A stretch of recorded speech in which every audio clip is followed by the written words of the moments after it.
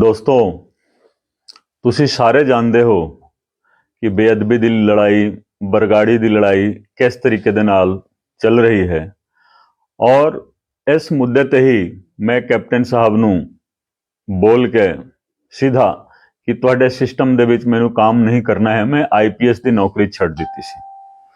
ਹੁਣ ਤੁਸੀਂ ਦੇਖੋਗੇ ਅੱਜ ਦਾ ਜਿਹੜਾ ਦਿਨ ਹੈ, ਅੱਜ ਸਾਰੇ ਪੰਜਾਬ ਨੂੰ, ਪੰਜਾਬ ਵਾਸੀਆਂ ਨੂੰ, ਦੇਸ਼ ਵਿਦੇਸ਼ ਦੇ ਵਿੱਚ ਜੋ ਰਹਿ ਰਹੇ ਨੇ, ਥੋੜੀ ਸੀ ਖੁਸ਼ੀ ਹੋਈ ਹੋਗੀ ਕਿ ਸ੍ਰੀ ਅਕਾਲ ਤਖਤ ਸਾਹਿਬ ਤੇ ਜੋ ਫੈਸਲਾ ਆਇਆ ਹੈ ਔਰ ਜੋ ਅੱਜ ਦੀ ਕਾਰਵਾਈ ਹੋਈ ਹੈ, ਉਸ ਦੇ ਵਿੱਚ ਜਿਹੜੇ ਦੋਸ਼ੀ ਸੀਗੇ, ਜਿਨ੍ਹਾਂ ਨੂੰ ਮੈਂ ਦੋਸ਼ੀ ਪਰਿਵਾਰ ਬੋਲਦਾ ਹੁੰਦਾ ਸੀ, ਦੋਸ਼ੀ ਪਰਿਵਾਰ ਨੇ ਆਪਣਾ ਜੁਰਮ ਕਬੂਲ ਕਰ ਲਿਆ ਹੈ।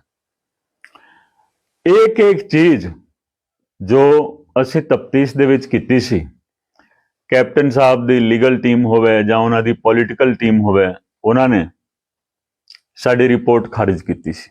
ਸਭ ਤੋਂ ਪਹਿਲਾਂ ਮੈਂ ਇਹ ਸਪਸ਼ਟ ਕਰਨਾ ਚਾਹੁੰਦਾ ਹਾਂ ਕਿ ਜੋ ਮੇਰੀ ਰਿਪੋਰਟ ਸੀਗੀ ਉਹ ਕੋਈ ਰਿਪੋਰਟ ਨਹੀਂ ਸੀਗੀ, ਇਹ ਚਾਰਜਸ਼ੀਟ ਸੀਗਾ ਔਰ ਚਾਰਜਸ਼ੀਟ ਫਰੀਦਕੋਟ ਦੀ ਮਾਨਯੋਗ ਅਦਾਲਤ ਦੇ ਵਿੱਚ ਦਿੱਤੀ ਹੋਈ ਸੀ। ਔਰ ਜਦੋਂ ਖਾਰਿਜ ਕਰਵਾਈ ਗਈ ਉਦੋਂ ਵੀ ਰਿਪੋਰਟ ਕਿੱਥੇ ਪਈ ਸੀ? ਫਰੀਦਕੋਟ ਦੀ ਮਾਨਯੋਗ ਸੈਸ਼ਨ ਅਦਾਲਤ ਦੇ ਵਿੱਚ। ਮੈਂ ਹਮੇਸ਼ਾ ਇਹੀ ਬੇਨਤੀ ਕਰਦਾ ਰਿਹਾ ਕਿ ਜਿਸ ਰਿਪੋਰਟ ਨੂੰ ਖਾਰਿਜ ਕੀਤਾ ਜਾ ਰਿਹਾ ਹੈ, ਕਰਾਇਆ ਜਾ ਰਿਹਾ ਹੈ, ਘੱਟੋ ਘੱਟ ਉਸ ਨੂੰ ਮਾਨਯੋਗ ਹਾਈ ਕੋਰਟ ਦੇ ਵਿੱਚ ਲਿਆ ਕੇ ਦੇਖ ਲਿਆ ਜਾਵੇ ਕਿ ਉਹ ਕੀ ਚੀਜ਼ ਹੈ। ਕਿਉਂ? ਜਿਸ ਚੀਜ਼ ਨੂੰ ਖਾਰਿਜ ਕਰ ਰਿਹਾ ਹੈ ਉਹ ਚੀਜ਼, ਉਹ ਮਟੀਰੀਅਲ ਫਰੀਦਕੋਟ ਦੇ ਵਿੱਚ ਪਿਆ ਹੈ, ਬਗੈਰ ਉਸ ਨੂੰ ਵੇਖੇ ਹੋਏ ਕਿਸ ਤਰੀਕੇ ਦੇ ਨਾਲ ਇਨਸਾਫ ਹੋ ਸਕਦਾ ਹੈ। ਇਸ ਕਰਕੇ ਦੇਖੋ, ਇਨਸਾਫ ਦਾ ਕਤਲ ਹੋਇਆ, ਇਨਸਾਫ ਦਾ ਕਤਲ ਹੋਇਆ, ਉਹ ਵੀ ਗੁਰੂ ਗ੍ਰੰਥ ਸਾਹਿਬ ਜੀ ਦੀ ਬੇਅਦਬੀ ਦੇ ਕੇਸ ਦੇ ਵਿੱਚ, ਗੋਲੀ ਕਾਂਡ ਦੇ ਕੇਸ ਦੇ ਵਿੱਚ। ਇਸ ਕਰਕੇ ਮੈਂ ਕਿਹਾ ਕਿ ਨਹੀਂ, ਹੁਣ ਇਸ ਸਿਸਟਮ ਦੇ ਵਿੱਚ ਆਈਪੀਐਸ ਦੀ ਨੌਕਰੀ ਨਹੀਂ ਕਰਨੀ ਹੈ ਔਰ ਇਸ ਸਿਸਟਮ ਨੂੰ ਬਦਲਣਾ ਹੈ। ਮੈਂ ਸਿਸਟਮ ਨੂੰ ਬਦਲਣ ਵਾਸਤੇ ਆਈਪੀਐਸ ਦੀ ਨੌਕਰੀ ਛੱਡੀ ਸੀ। ਲੇਕਿਨ ਅੱਜ ਜੋ ਫੈਸਲਾ ਆਇਆ ਹੈ, ਮੈਂ ਵੀ ਇਹਨਾਂ ਲੋਕਾਂ ਦੇ ਨਾਲ ਪੁੱਛਗਿੱਛ ਕੀਤੀ ਸੀ। ਸਰਦਾਰ ਸੁਖਬੀਰ ਸਿੰਘ ਜੀ ਬਾਦਲ, ਸਰਦਾਰ ਪ੍ਰਕਾਸ਼ ਸਿੰਘ ਜੀ ਬਾਦਲ ਜੋ ਅੱਜ ਰਹੇ ਨਹੀਂ, ਮੈਂ ਅਕਸ਼ੇ ਕੁਮਾਰ ਦੇ ਨਾਲ ਪੁੱਛਗਿੱਛ ਕੀਤੀ ਸੀ, ਹੋਰ ਬਹੁਤ ਸਾਰੇ ਲੀਡਰਾਂ ਦੇ ਨਾਲ ਤੇ ਬਹੁਤ ਸਾਰੇ ਅਫਸਰਾਂ ਦੇ ਨਾਲ ਪੁੱਛਗਿੱਛ ਮੈਂ ਕੀਤੀ ਸੀ।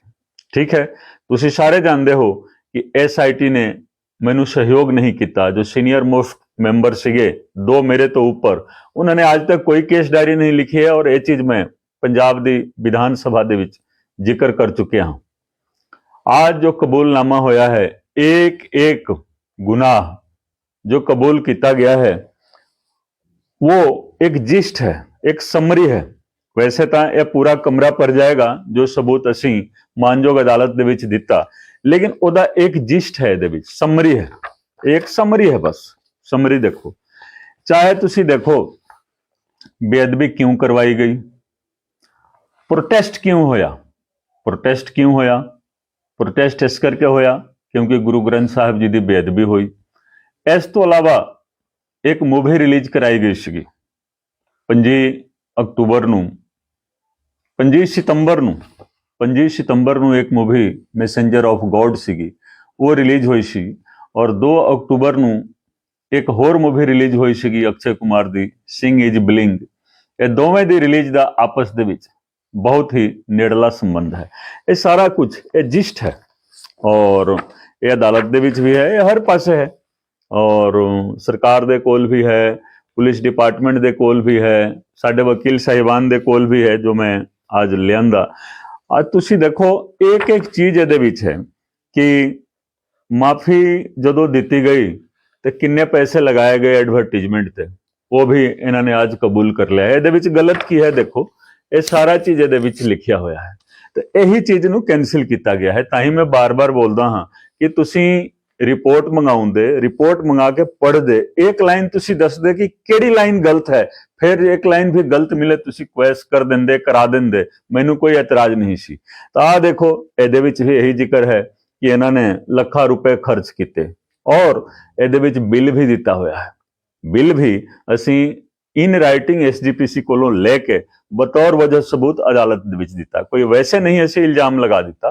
ਸ਼੍ਰੋਮਣੀ ਕਮੇਟੀ ਤੋਂ ਅਸੀਂ ਲਿਖਤੀ ਤੌਰ ਤੇ ਉਹ ਹਰੇਕ ਐਡਵਰਟਾਈਜ਼ਮੈਂਟ ਦਾ ਬਿੱਲ ਲੈ ਕੇ ਲਗਾਇਆ ਹੋਇਆ ਹੈ ਤਾਂ ਜੋ ਉਹ ਸਬੂਤ ਹੁੰਦਾ ਹੈ। ਇਸ ਸਬੂਤ ਤੋਂ ਹੀ ਇਹ ਸਾਰੇ ਲੋਕ ਡਰ ਗਏ। ਇਸ ਤੋਂ ਇਲਾਵਾ ਦੇਖੋ ਹਰ ਚੀਜ਼ ਇਹਦੇ ਵਿੱਚ ਹੈ, ਹਰੇਕ ਚੀਜ਼। ਜਿਸ ਤਰ੍ਹਾਂ 24 ਸਤੰਬਰ ਨੂੰ ਪਾਰਡਨ ਕੀਤਾ ਗਿਆ, ਮਾਫੀ ਦਿੱਤਾ ਗਿਆ। ਮਾਫੀਨਾਮਾ ਕਿਸਨੇ ਲਿਖਿਆ ਸੀ? ਸਰਦਾਰ ਤਰਲੋਚਨ ਸਿੰਘ ਜੀ ਦਾ ਮੈਂ ਬਿਆਨ ਲਿਖਿਆ ਔਰ ਉਹਨਾਂ ਨੇ ਵੀ ਤਾਇਦ ਕੀਤੀ ਹੈ। ਇਸ ਸੰਬੰਧ ਦੇ ਵਿੱਚ ਮੈਂ ਪੰਜਾਬ ਵਿਧਾਨ ਸਭਾ ਦੇ ਵਿੱਚ ਵੀ ਜ਼ਿਕਰ ਕਰ ਚੁੱਕਿਆ ਹਾਂ। ਸਰਦਾਰ ਤਰਲੋਚਨ ਸਿੰਘ ਜੀ ਮੇਰੇ ਗਵਾਹ ਸੀਗੇ ਔਰ ਪਹਿਲਾਂ ਉਹ ਕੱਟ ਗਿਣਤੀ ਕਮਿਸ਼ਨ ਦੇ ਚੇਅਰਮੈਨ ਰਹਿ ਚੁੱਕੇ ਨੇ ਔਰ ਰਾਜ ਸਭਾ ਦੇ ਮੈਂਬਰ ਰਹਿ ਚੁੱਕੇ ਨੇ। ਉਹਨਾਂ ਨੇ ਰਾਜ ਸਭਾ ਦੇ ਵਿੱਚ ਵੀ ਬੇਅਦਬੀ ਦੇ ਬਾਰੇ ਸਾਰਾ ਬਿਰਤਾਂਤ ਲਿਖਿਆ।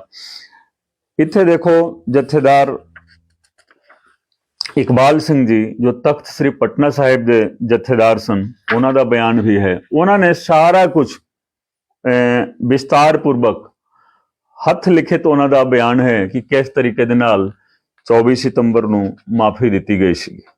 ਇਹ ਸਾਰਾ ਚੀਜ਼ ਸਬੂਤ ਹੈ। ਔਰ ਇਸ ਤੋਂ ਇਲਾਵਾ ਜੋ ਇੱਕ FIR ਸੀਗਾ 2007 ਦਾ FIR ਕਿਸ ਤਰੀਕੇ ਦੇ ਨਾਲ ਖਾਰਿਜ ਕਰਵਾਇਆ ਗਿਆ, ਕੁਐਸ਼ ਕਰਵਾਇਆ ਗਿਆ।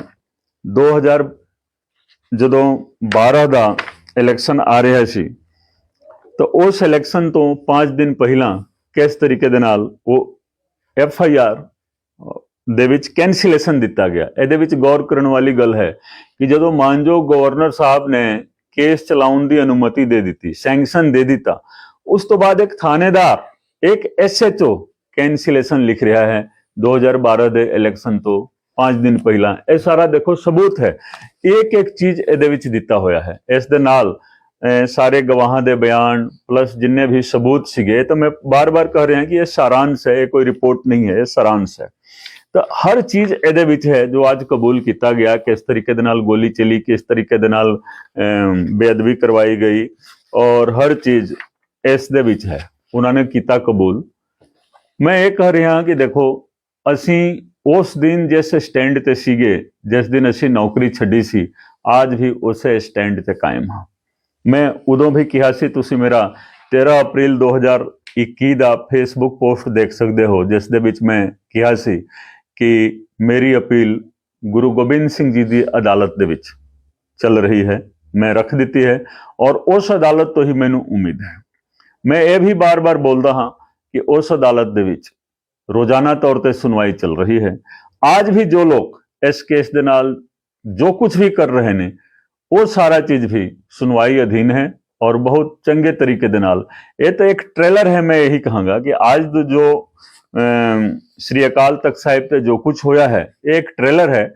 ਜਿਸ ਤਰ੍ਹਾਂ ਅਸੀਂ ਬੋਲਦੇ हैं ना कि आगे आगे देखिए होता है क्या, आगे आगे और कुछ होना है, बहुत कुछ होना है और हर सच्चाई सामने आनी है और वो हर चेहरे तो वो नकाब उठ जाना है जिस जिसने जो जो करतूत की। लेकिन ਜਦੋਂ ਕਾਂਗਰਸ ਦੀ ਸਰਕਾਰ ਸੀਗੀ ਉਦੋਂ ਵੀ ਮੇਰੇ ਤੇ ਬਹੁਤ ਤਸ਼ੱਦਦ ਕੀਤਾ ਗਿਆ।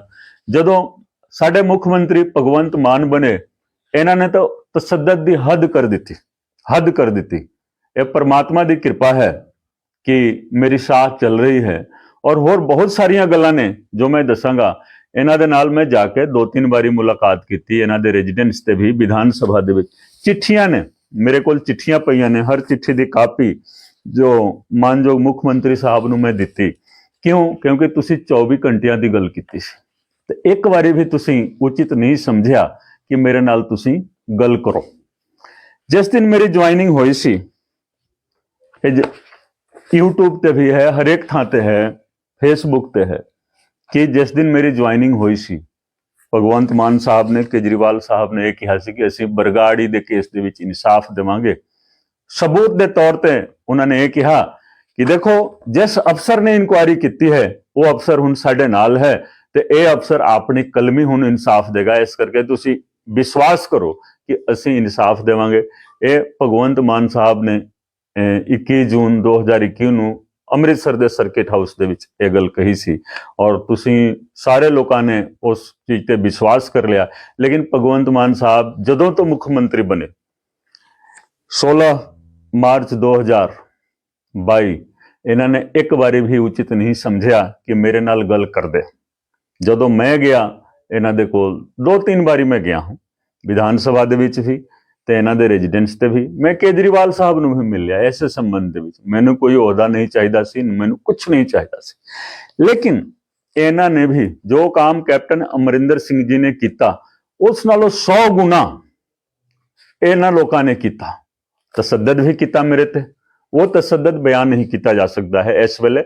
ਮੌਕਾ ਆਉਣ ਦੋ, ਮੈਂ ਇੱਕ ਤਸੱਦਦ ਦੇ ਬਾਰੇ ਹਰ ਚੀਜ਼ ਮੈਂ ਉਹ ਰਾਜ ਖੋਲਾਂਗਾ ਕਿ ਕਿਸ ਤਰੀਕੇ ਦੇ ਨਾਲ ਕੈਪਟਨ ਸਾਹਿਬ ਦੇ ਟਾਈਮ ਮੇਰੇ ਤੇ ਤਸੱਦਦ ਹੋਇਆ, ਕਿਸ ਤਰੀਕੇ ਦੇ ਨਾਲ ਭਗਵੰਤ ਮਾਨ ਜੀ ਦੇ ਟਾਈਮ ਮੇਰੇ ਤੇ ਤਸੱਦਦ ਹੋਇਆ ਤੇ ਅੱਜ ਵੀ ਕਿਸ ਤਰੀਕੇ ਦੇ ਨਾਲ ਹੋ ਰਿਹਾ ਹੈ। ਸਿਰਫ ਇਹੀ ਹੈ ਕਿ ਇਹਨਾਂ ਕੇਸਾਂ ਦੇ ਉੱਤੇ ਮੈਂ ਪਹਿਰਾ ਦੇ ਰਿਹਾ ਹਾਂ। ਹਾਈ ਕੋਰਟ ਹੋਵੇ, ਸੁਪਰੀਮ ਕੋਰਟ ਹੋਵੇ, ਫਰੀਦਕੋਟ ਦੀ ਅਦਾਲਤ ਹੋਵੇ ਜਾਂ ਫਰੀਦਕੋਟ ਤੋਂ ਜ਼ਿਲ੍ਹਾ ਅਦਾਲਤ ਚੰਡੀਗੜ੍ਹ ਦੇ ਵਿੱਚ ਕੇਸ ਤਬਦੀਲ ਹੋ ਚੁੱਕੇ ਨੇ, ਮੈਂ ਆਪਣੇ ਨਿੱਜੀ ਵਕੀਲ ਸਾਹਿਬਾਨ ਦੇ ਨਾਲ ਮੈਂ ਇਹਨਾਂ ਕੇਸਾਂ ਦੀ ਪੈਰਵਾਈ ਕਰ ਰਿਹਾ। ਮੈਂ ਜੋ ਅਦਾਲਤਾਂ ਨੇ, ਕਾਨੂੰਨੀ ਅਦਾਲਤਾਂ, ਇੱਥੇ ਵੀ ਸਾਡੀ ਪੈਰਵਾਈ ਇਸ ਕਰਕੇ ਚੱਲ ਰਹੀ ਹੈ। ਕੱਲ ਹੋ ਕੇ ਦੇਖੋ, ਜਾਣਾ ਸਾਰਿਆਂ ਨੇ ਹੈ।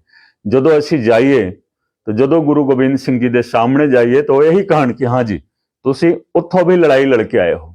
ਮੈਨੂੰ ਪਤਾ ਹੈ ਕਿ ਇਸ ਲੜਾਈ ਦੇ ਵਿੱਚ ਮੈਂ ਜੀਤ ਨਹੀਂ ਸਕਦਾ ਹਾਂ, ਲੇਕਿਨ ਮੋਲ ਲੜਾਈ ਲੜਨ ਦਾ ਹੈ ਤਾਂ ਅਸੀਂ ਲੜਾਈ ਲੜਾਂਗੇ, ਹਰ ਤਰੀਕੇ ਦੇ ਨਾਲ ਲੜਾਈ ਲੜਾਂਗੇ। ਭਾਵੇਂ ਇਨਸਾਫ ਮਿਲਣਾ ਹੈ ਗੁਰੂ ਗੋਬਿੰਦ ਸਿੰਘ ਜੀ ਦੀ ਅਦਾਲਤ ਤੋਂ, ਲੇਕਿਨ ਇਹ ਸਾਰੀ ਲੜਾਈ ਚੱਲਦੇ ਰਹਿਣੀ ਹੈ। ਔਰ ਅੱਜ ਇਹ ਸਾਬਿਤ ਹੋ ਗਿਆ ਕਿ ਜੋ ਸਾਡੀ ਰਿਪੋਰਟ ਨੂੰ ਖਾਰਿਜ ਕਰਵਾਇਆ ਗਿਆ ਸੀ, ਤੁਸੀਂ ਸੋਚ ਸਕਦੇ ਹੋ ਕਿੰਨੇ ਲੋਕਾਂ ਨੇ ਔਰ ਕਿਸ ਤਰੀਕੇ ਦੇ ਨਾਲ ਛਲ ਪ੍ਰਪੰਚ ਕਰਕੇ ਉਹ ਰਿਪੋਰਟ ਖਾਰਿਜ ਕਰਵਾਈ ਗਈ। ਮੈਂ ਦੁਬਾਰਾ ਦੱਸਣਾ ਚਾਹੁੰਦਾ ਹਾਂ ਕਿ ਰਿਪੋਰਟ ਤਾਂ ਪਈ ਸੀਗੀ ਮਾਨਯੋਗ ਸੈਸ਼ਨ ਅਦਾਲਤ ਫਰੀਦਕੋਟ ਦੇ ਵਿੱਚ ਤੇ ਖਾਰਿਜ ਹੋ ਰਹੀ ਹੈ ਕਿੱਥੋਂ? ਮਾਨਯੋਗ ਹਾਈ ਕੋਰਟ ਤੋਂ ਚੰਡੀਗੜ੍ਹ। ਉੱਥੋਂ ਫਰੀਦਕੋਟ ਤੋਂ ਰਿਪੋਰਟ ਮੰਗਾ ਕੇ ਪੜ੍ਹੀ ਵੀ ਨਹੀਂ ਗਈ ਕਿ ਇਹਦੇ ਵਿੱਚ ਕੀ ਖਰਾਬੀ ਹੈ। ਨਾ ਹੀ ਜੋ ਆਰਡਰ ਆਇਆ ਹੈ ਖਾਰਿਜ ਹੋਣ ਦਾ ਉਹਦੇ ਵਿੱਚ ਕੋਈ ਇਸ ਤਰੀਕੇ ਦੀ ਗੱਲ ਲਿਖੀ ਗਈ ਹੈ ਕਿ ਇਹਦੇ ਵਿੱਚ ਕੀ ਖਰਾਬੀ ਹੈ, ਕਿਹੜੀ ਲਾਈਨ ਗਲਤ ਹੈ। ਅੱਜ ਸਾਬਿਤ ਹੋ ਗਿਆ, ਸਭ ਕੁਝ ਦੋਸ਼ੀਆਂ ਨੇ ਕਬੂਲ ਕਰ ਲਿਆ। ਤੁਸੀਂ ਦੇਖੋ, ਦੋਸ਼ੀ ਪਰਿਵਾਰ ਨੇ ਆਪਣਾ ਜੁਰਮ ਕਬੂਲ ਕਰ ਲਿਆ। ਇਹ ਚਲੋ ਪੰਜਾਬ ਵਾਸੀਆਂ ਵਾਸਤੇ, ਪੰਜਾਬੀਆਂ ਵਾਸਤੇ, ਨਾਨਕ ਨਾਮ ਲੈਵਾ ਸੰਗਤਾਂ ਵਾਸਤੇ ਇੱਕ ਥੋੜੀ ਸੀ ਇੱਕ ਰਾਹਤ ਦੀ ਉਮੀਦ ਵਧੀ ਹੈ ਕਿ ਦੇਖੋ ਇਨਸਾਫ ਹੋ ਰਿਹਾ ਹੈ ਔਰ ਇਨਸਾਫ ਗੁਰੂ ਗੋਬਿੰਦ ਸਿੰਘ ਜੀ ਦੀ ਅਦਾਲਤ ਦੇ ਵਿੱਚ ਹੋ ਰਿਹਾ ਹੈ। ਜੋ ਕਬੂਲਨਾਮਾ ਹੋਇਆ ਹੈ, ਭਗਵੰਤ ਮਾਨ ਸਾਹਿਬ ਨੂੰ ਮੈਂ ਇਹੀ ਕਹਾਂਗਾ ਕਿ ਤੁਸੀਂ ਇਸ ਕਬੂਲਨਾਮਾ ਦੇ ਆਧਾਰ ਤੇ ਦੁਬਾਰਾ ਤਲਬ ਕਰਵਾਓਗੇ ਆਪਣੀ SIT ਨੂੰ ਕਹਿ ਕੇ, ਤੇ ਇਹ ਸਾਰਾ ਕਬੂਲਨਾਮਾ ਤੁਸੀਂ ਕੇਸ ਫਾਈਲ ਤੇ ਲਿਆ ਕੇ ਅਦਾਲਤ ਦੇ ਵਿੱਚ ਦੋਗੇ। ਜੇਕਰ ਤੁਸੀਂ ਦਿੰਦੇ ਹੋ ਤਾਂ ਮੈਂ ਕਹਾਂਗਾ ਕਿ ਹਾਂ, ਅੱਜ ਵੀ ਤੁਸੀਂ ਮਤਲਬ ਇਸ ਕੇਸ ਦੇ ਨਾਲ ਜਾਂ ਕੁਝ ਵੀ, ਚਾਹੇ ਕੇਸ ਖਰਾਬ ਹੋ ਗਿਆ, ਤੁਸੀਂ ਕਰੋਗੇ ਤਾਂ ਸਾਨੂੰ ਚੰਗਾ ਲੱਗੇਗਾ। ਨਹੀਂ ਕਰਦੇ ਹੋ ਤਾਂ ਜੋ ਕੈਪਟਨ ਸਾਹਿਬ ਨੇ ਕੀਤਾ, ਤੁਸੀਂ ਵੀ ਉਹ ਰਾਹ ਤੇ, ਉਸ ਰਾਹ ਤੋਂ ਬਹੁਤ ਦੂਰ ਔਰ ਬਹੁਤ ਅੱਗੇ ਤੁਸੀਂ ਜਾ ਚੁੱਕੇ ਹੋ।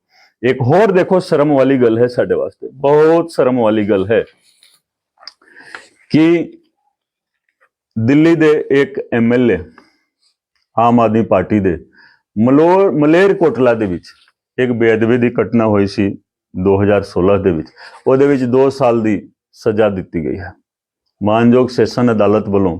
ਮਲੇਰਕੋਟਲਾ ਦੇ ਵਿੱਚ ਇੱਕ MLA ਸਾਹਿਬ ਨੂੰ ਸਜ਼ਾ ਦਿੱਤੀ ਗਈ ਹੈ। MLA ਸਾਹਿਬ ਦੋਸ਼ੀ ਕਰਾਰ ਦਿੱਤੇ ਗਏ ਨੇ। ਇਹ ਆਮ ਆਦਮੀ ਪਾਰਟੀ ਦੇ ਨੇ।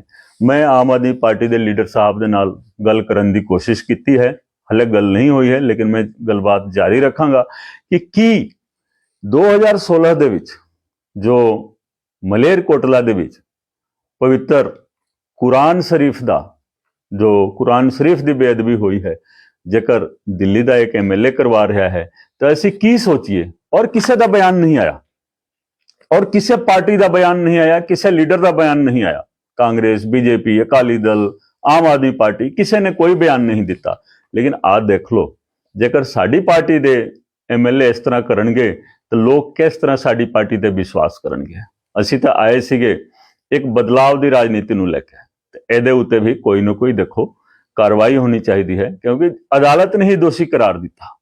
ਔਰ ਦੇਖੋ ਸਭ ਤੋਂ ਮਾੜੀ ਗੱਲ ਇਹ ਹੈ, ਸਭ ਤੋਂ ਮਾੜੀ ਗੱਲ ਹੈ ਕਿ ਉਦੋਂ ਜੋ ਬੇਅਦਬੀ ਹੋਈ ਸੀ, ਮੈਂ ਬਾਰ-ਬਾਰ ਇਹੀ ਕਹਿੰਦਾ ਆ ਰਿਹਾ ਹਾਂ ਕਿ ਦੇਖੋ ਸਾਰੇ ਧਰਮਾਂ ਦੇ ਸਾਰੇ ਗ੍ਰੰਥਾਂ ਦੀ ਬੇਅਦਬੀ ਹੋਈ ਹੈ। ਇਹ ਤਾਂ ਪਵਿੱਤਰ ਕੁਰਾਨ ਸ਼ਰੀਫ ਦੀ ਬੇਅਦਬੀ ਦਾ ਮਸਲਾ ਹੈ ਔਰ ਬੇਅਦਬੀ ਹੈ, ਚਾਹੇ ਕਿਸੇ ਵੀ ਧਰਮ ਦੇ ਕਿਸੇ ਵੀ ਗ੍ਰੰਥ ਦੀ ਬੇਅਦਬੀ ਹੋਵੇ, ਇਹ ਤਾਂ ਬੇਅਦਬੀ ਹੈ। ਤੇ ਇਸ ਦੇ ਉੱਤੇ ਵੀ ਚਰਚਾ ਕਰਨੀ ਜ਼ਰੂਰੀ ਹੈ। ਕਰਨਾ ਕੀ ਚਾਹੀਦਾ ਹੈ, ਮੈਂ ਆਪਣੀ ਲੀਡਰਸ਼ਿਪ ਦੇ ਨਾਲ ਦੁਬਾਰਾ ਗੱਲ ਕਰਨ ਦਾ ਪ੍ਰयास ਕਰਾਂਗਾ ਕਿ ਤੁਸੀਂ ਦੇਖੋ, ਸੋਚੋ ਕਿ ਅਸੀਂ ਕੀ ਕਰਨਾ ਹੈ। ਹਮ ਕਿਆ ਕਰਨੇ ਆਏ ਥੇ ਔਰ ਕਿਆ ਕਰਨੇ ਲਗੇ। ਅਸੀਂ ਕੀ ਕਰਨ ਵਾਸਤੇ ਆਏ ਸੀ ਤੇ ਕੀ ਅਸੀਂ ਕਰਨ ਲੱਗ ਪਏ।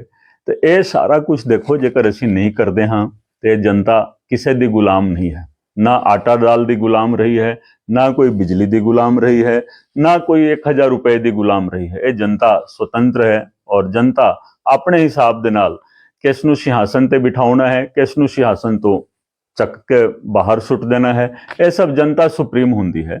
ਤਾਂ ਅਸੀਂ ਜਨਹਿਤ ਦੇ ਵਿੱਚ ਕੰਮ ਕਰਾਂਗੇ। ਔਰ ਦੁਬਾਰਾ ਮੈਂ कहना कि ਭਾਵੇਂ ਭਗਵੰਤ ਮਾਨ ਜੀ ਤੁਸੀਂ ਜਿੰਨਾ ਮਰਜ਼ੀ ਤਸੱਦਦ ਕਰ ਲਓ, ਅਸੀਂ ਮੂੰਹ ਤੋੜਵਾ ਜਵਾਬ ਦੇਵਾਂਗੇ। ਜਿੰਨੀ ਤਾਕਤ ਹੈ, ਜਿੰਨੀ ਤਾਕਤ ਗੁਰੂ ਗੋਬਿੰਦ ਸਿੰਘ ਜੀ ਨੇ ਸਾਨੂੰ ਬਖਸ਼ੀ ਹੋਈ ਹੈ, ਅਸੀਂ ਮੂੰਹ ਤੋੜਵਾ ਜਵਾਬ ਦੇਵਾਂਗੇ। ਔਰ ਅੱਜ ਦੇਖੋ, ਇੱਕ ਗਲੀ ਦੇ ਵਿੱਚ ਰਹਿ ਰਹੇ ਹਾਂ ਤੁਹਾਡੇ ਕਰਕੇ ਜੀ, ਤੁਹਾਡੇ ਕਰਕੇ। ਔਰ ਆਉਣ ਵਾਲੇ ਸਮਾਂ ਦੇ ਵਿੱਚ ਮੈਂ ਸਾਰਾ ਰਾਜ ਤੁਹਾਨੂੰ ਖੋਲ ਕੇ ਰੱਖ ਦੇਵਾਂਗਾ ਕਿ ਮੈਂ ਇੱਕ ਗਲੀ ਦੇ ਵਿੱਚ ਕਿਸ ਤਰ੍ਹਾਂ ਆਇਆ, ਇੱਕ IPS ਅਫਸਰ IG ਹੋ ਕੇ ਅੱਜ ਤੁਸੀਂ ਇੱਕ ਗਲੀ ਦੇ ਵਿੱਚ ਰਹਿਣ ਵਾਸਤੇ ਤੁਸੀਂ ਮਜਬੂਰ ਕੀਤਾ। ਠੀਕ ਹੈ, ਤੇ ਲੇਕਿਨ ਇਹ ਸਾਡੀ ਲੜਾਈ ਗੁਰੂ ਗ੍ਰੰਥ ਸਾਹਿਬ ਜੀ ਦੀ, ਇਹ ਸਾਰੀ ਲੜਾਈ ਸਾਡੀ ਜਾਰੀ ਰਹੇਗੀ। ਔਰ ਅਸੀਂ ਹਰ ਤਰੀਕੇ ਦੇ ਨਾਲ ਹਰ ਤੁਹਾਡੇ ਵਾਰ ਦਾ ਮੁਕਾਬਲਾ ਕਰਾਂਗੇ। ਔਰ ਇਨਸਾਫ ਮਿਲਣਾ ਹੀ ਮਿਲਣਾ ਹੈ, ਔਰ ਇਨਸਾਫ ਗੁਰੂ ਗੋਬਿੰਦ ਸਿੰਘ ਜੀ ਦੀ ਅਦਾਲਤ ਤੋਂ ਮਿਲਣਾ ਹੈ। ਇਹਨਾਂ ਸ਼ਬਦਾਂ ਦੇ ਨਾਲ ਮੈਂ ਤੁਹਾਡੇ ਤੋਂ ਇਜਾਜ਼ਤ ਲੈਣਾ ਹਾਂ।